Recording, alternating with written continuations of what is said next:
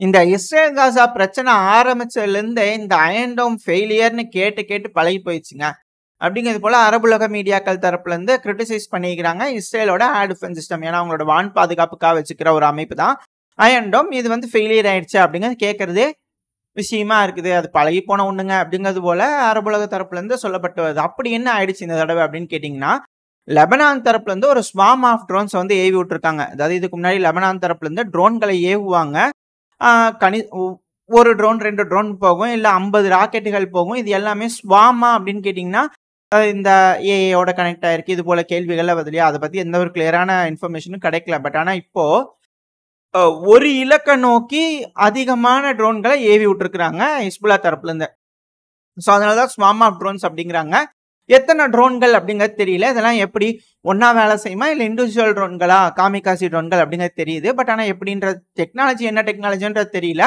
But ஆனால் இது போல ட்ரோன்கள் விட்டுருக்காங்க. அதுவும் இந்த ட்ரோன்கள் வந்து பார்த்தீங்கன்னா இஸ்ரேலில் 20 கிலோமீட்டர் பெனிட்ரேட் பண்ணி போய் சிட்டி ஆஃப் ஆர்க்ஸ்ன்னு இருக்கு, லெபனானோட தெற்கு பகுதியிலேருந்து 20 கிலோமீட்டர் தொலைவில் இந்த ட்ரோன்கள் டிராவல் பண்ணி போய் சிட்டி ஆஃப் ஆர்க்ஸ்ன்னு பக்கத்தில் இருக்கக்கூடிய பகுதியில் தாக்குதல் நடந்திருக்கு.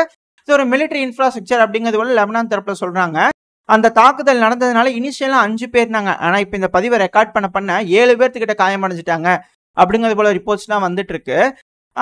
இதை வச்சு பார்க்கும்போது உண்மையாலுமே இஸ்ரேலோட அயன் டோம்ல வீக்னஸ் இருக்கு அப்படிங்கிறது புரிஞ்சுக்க முடியுது. ஏன்னா ரொம்ப நெருங்கி வந்து அந்த ஏர் டிஃபென்ஸ் சிஸ்டம் கிட்ட இருந்து தாக்குதல் பண்ணும்போது அந்த ஏர் டிஃபென்ஸ் சிஸ்டம்க்கும் பிரச்சனை, அந்த ஏர் டிஃபென்ஸ் சிஸ்டமை பெனிட்ரேட் பண்ணி போய் இலக்கு அடையிறதுக்கும் அதிகமான பாசிபிலிட்டி இருக்கு. ஸோ அதனால அயன் டோம் ஃபெயிலியர் அப்படிங்கிறது போல பல நபர்கள் தரப்புல இருந்து கருத்துக்கள் இருக்கு.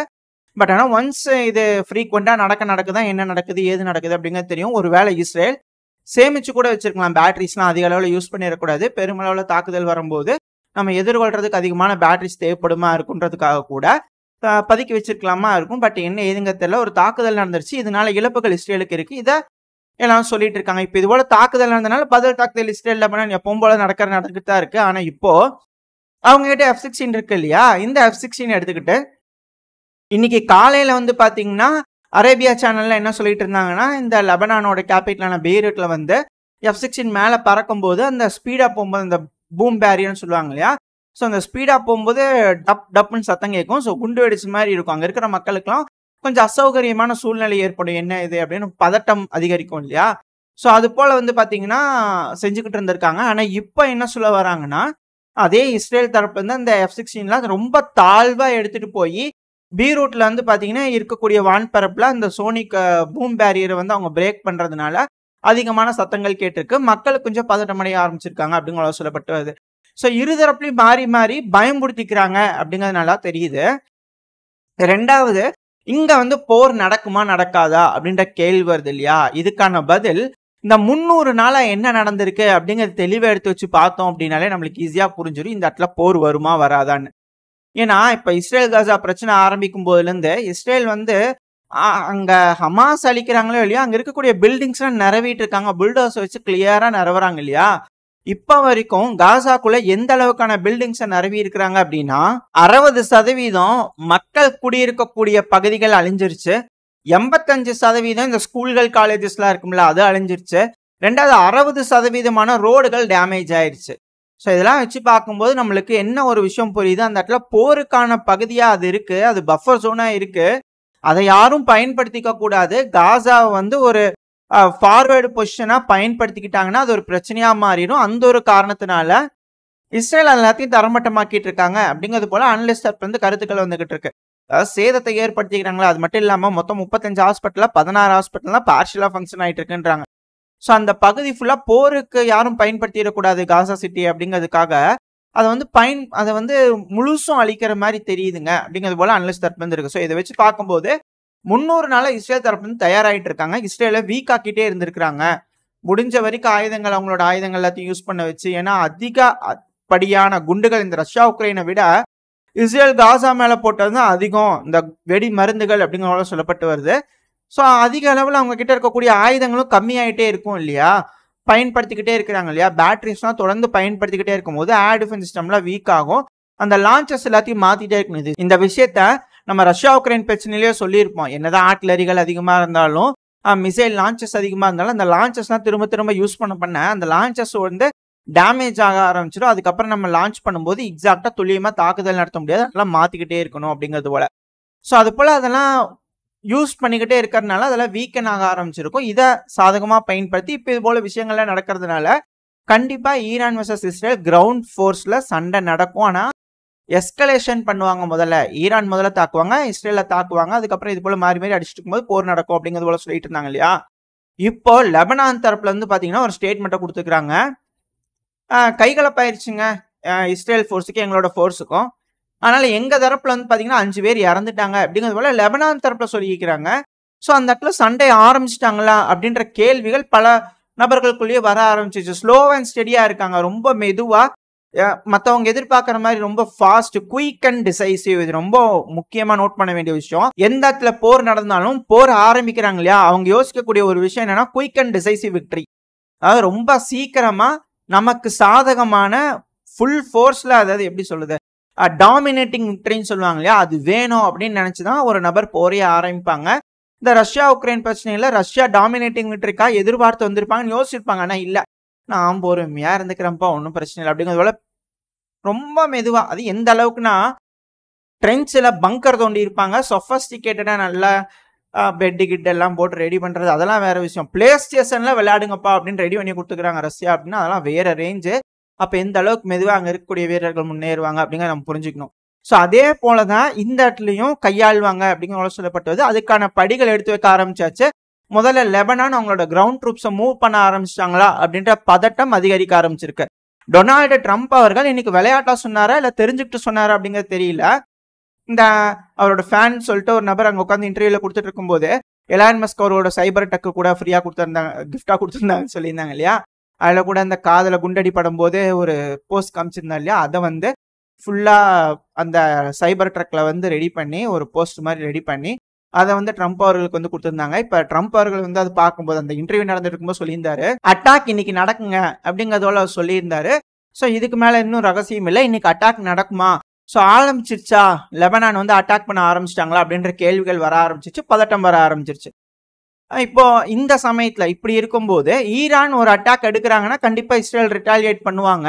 அப்ப தடுக்கணுன்றதுக்காக செர்கி ஷோய்க் அவர்கள் வந்திருந்தாங்க, ஈரானுக்கு எல்லாம் பேசியிருந்தாங்க. ஓகே, இப்ப செர்கி ஷோய்க் அவர்கள் ஈரான்ல எல்லா பேச்சுவார்த்தைகளையும் முடிச்சு அங்க வேணுங்கிற ஆயுதங்களை இருதரப்புலையும் டெலிவரி ஆயிட்டு இருக்கு. இப்ப வந்து பாத்தீங்கன்னா ஒரு சைட்ல இமேஜ் லோட் ஆயிருக்கு. அமெரிக்கால இருந்து தொடர்ந்து ஆயுதங்கள் இஸ்ரேலுக்கு வந்துகிட்டே இருக்கு அப்படிங்கிற சொல்லப்பட்டு வருது. அதே போலதான் ரஷ்யால இருந்து தொடர்ந்து ஆயுதங்கள் ஈரானுக்கு வந்துகிட்டே இருக்கு. இது எல்லாத்துக்கும் மேல இன்னொரு இமேஜ் லோட் ஆயிருக்கு. இந்த இமேஜ்ல பார்க்கும்போது உங்களுக்கு தெரிஞ்சிருக்கும், இந்த அமெரிக்காவோட ரிகானிசன் இருக்கு இல்லையா விமானங்கள், அது தொடர்ந்து ஈராக் பகுதியில பறந்துகிட்டே இருக்கு. ஸோ ஈரானோட மிலிட்டரி மூவ்மெண்ட்ஸ் இருக்கு, மிசைல்ஸ் எல்லாம் ரெடி பண்ணிட்டு இருக்காங்க, பொசிஷனுக்கு கொண்டு வராங்கன்ற அலர்ட் அமெரிக்கா தரப்புல இருந்து கொடுத்துருந்தாங்க. இன்னைக்கு நைட் ஏதோ ஒன்று நடக்க போகுது, ஒரு மிக பெரும் சம்பவம் இருக்க போகுது அப்படிங்கிற சொல்லப்பட்டு வருது. நடக்குதா என்ன அப்படிங்கிறத பொறுத்து இருந்து பார்ப்போம். இது போல எதுவும் நடக்கக்கூடாது, வேண்டிக்கும். ஒரு வேலை நடக்குன்ற பட்சத்தில் கண்டிப்பா 3ஆம் உலக போர் வரும், அது யாராலையும் தடுக்க முடியாது. கொஞ்சம் ஸ்லோ அண்ட் ஸ்டெடியா இருக்கும், எஸ்கலேஷன்ஸ் இருக்கும். இனிஷியலா இவங்க அட்டாக் பண்ணும்போது பதிலுக்கு அவங்களும் வாங்க. ஸோ அது அப்படியே கைகலப்பாய் அப்படியே போருக்கு மாறும் அப்படிங்கிற போல அனலிஸ்ட் தரப்புன்னு சொல்லப்பட்டு வருது. இந்த ஒரு சூழ்நிலையில செர்கி ஷோய்க் அவர்கள் வந்துட்டு விசிட் பண்ணியிருந்தாரு. இப்போ அசர்பைஜான் போயிட்டார். இப்ப அசர்பைஜான்ல போயிட்டு அங்க வந்து ஒரு மீட்டிங் போட்டிருக்கிறாரு, பக்குல் உட்காந்து அலியேவ் அவர்களை பார்த்து, அதான் அசர்பைஜானோட அதிபரை பார்த்து. ஸோ அந்த இடத்துல மீட்டிங் வந்து சுமூகமா முடிஞ்சிச்சு அப்படிங்கிறது போல சொல்லிட்டு செர்கி ஷோய்க் அவர்கள் கிளம்பிட்டு தான் சொல்லப்பட்டு வருது. இதுல என்னப்பா சுமூகமா இருக்கும், என்ன மாதிரியான ஒரு சூழ்நிலை இங்க நடந்திருக்கு அப்படின்னு கேட்டீங்கன்னா, இப்ப இந்த அசர்பைஜான் வந்து பாத்தீங்கன்னா இஸ்ரேலோட மிக பெரும் நண்பன். ஸோ மொசாட் ஏஜென்ட்ஸ் அங்க உலா வந்துட்டு இருப்பாங்க அப்படிங்கிறது எல்லாத்துக்குமே தெரியும். இது ஈரானுக்கு சரியில்லை.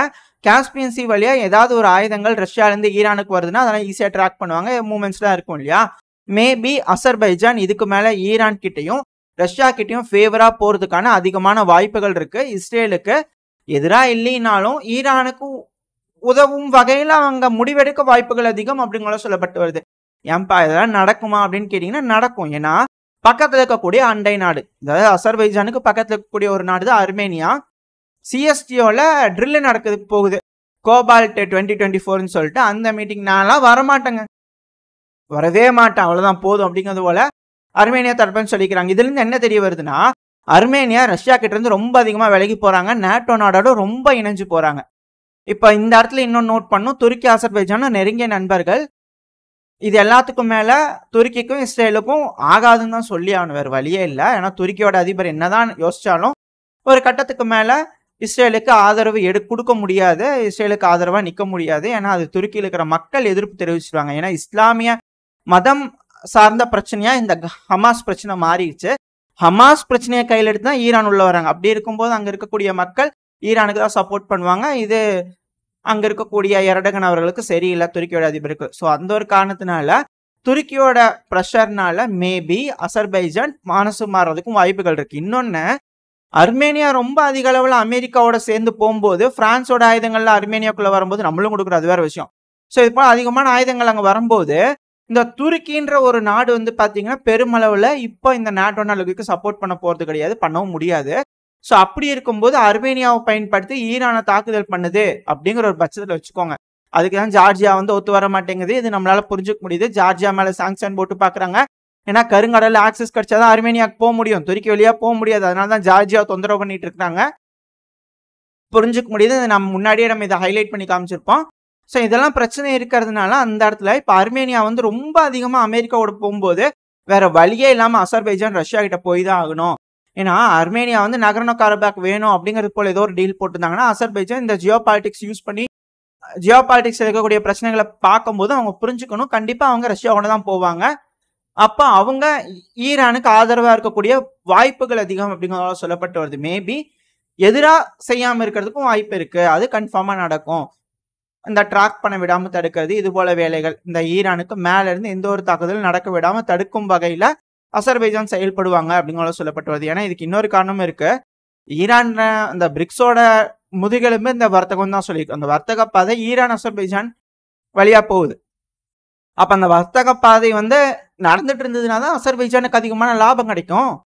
அப்ப அந்த வர்த்தக பாதையே நடக்காது, ஈரான்ல பிரச்சனை இருக்கும்போது அசர்பைஜானுக்கு ஏற்படக்கூடிய இழப்புகள் அதிகம் இல்லையா? ஸோ அதனால அசர்பைஜான் ஆதரவு கொடுக்கறதுக்கு வாய்ப்புகள் அதிகம். ஸோ இங்க அணிகள் பிரிஞ்சுக்கிட்டு இருக்காங்க அப்படிங்கிற சொல்லப்பட்டு வருது. இதுக்கான நடவடிக்கைகள் தான் இங்க நடந்துகிட்டு இருக்கு.